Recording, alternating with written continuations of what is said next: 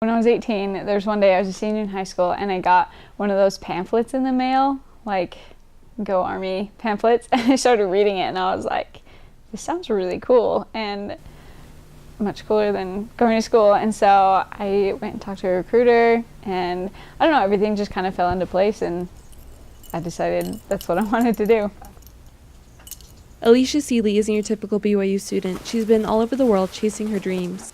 Everything that I've taken from the military is definitely just life skills that I think would have been harder to develop in a classroom setting, and just things that, you know, still just help me like be able to manage my time in school, be able to like be disciplined, get things done, and to be able to know how to work with people. Especially, you know, I had to work with people from all kinds of different backgrounds who came from very different, you know, family lives or lifestyles than I did. And so just working with people and things that you're going to use no matter where you end up.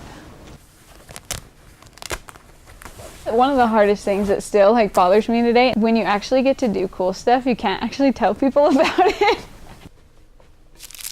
Keeping up a security clearance is sometimes really hard. After 3 years in the Army, Alicia made her way to Australia where she served an 18-month LDS mission.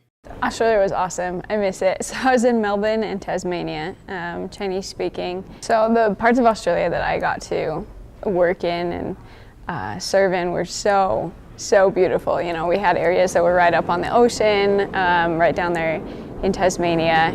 And I had really incredible companions. I had a lot that came straight out of China. They'd never seen missionaries before, so it was really difficult for them, but it was really rewarding and really cool to be able to work with them.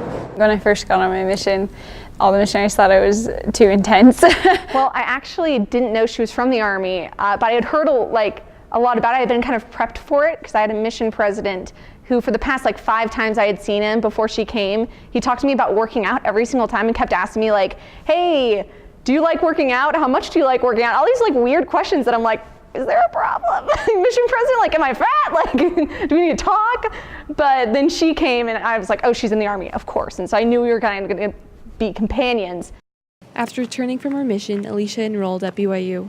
I really struggled my first year in Provo, my first year coming to school. I just missed the Army so much. I missed the structure, I missed the environment, and it was really hard transitioning to school and just having people who didn't know anything else but school.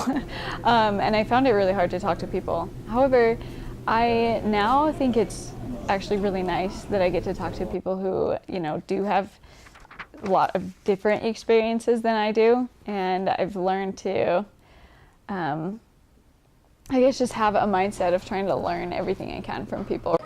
While at BYU, Alicia joined the women's ultimate frisbee team. It's actually the end of my first semester of my freshman year. I knew one of the guys who played on the guys team, and one day he told me that there was a girls team and gave me the coach's number, and I started getting in contact with him, and then I just started coming out. You know, it's so easy to just get so caught up in school and it's overwhelming and you have so much to do, but Frisbee is just a really good outlet where you can work on other aspects of your life, you know, that maybe aren't going to get you into grad school, but are going to keep you sane. So Alicia's always been very reliable on the field and off the field in our training.